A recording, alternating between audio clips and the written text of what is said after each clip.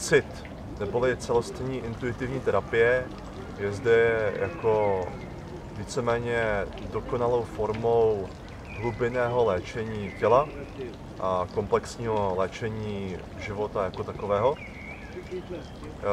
Jedním z výhod tohoto léčení je, že není potřeba zdaleka žádného nástroje, vnějšího nástroje. Je každopádně výhoda, pokud daný terapeut má jakési lehátko a teplé prostředí.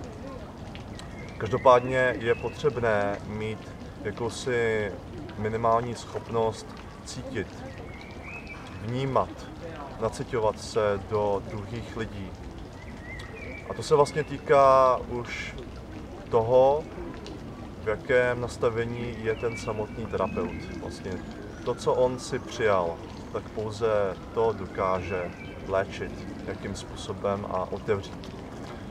Takže schopnost léčení každého terapeuta závisí pouze na jeho dosažené cestě sebepoznání, jeho přijatých traumat, jeho přijatých strachů a tak dále.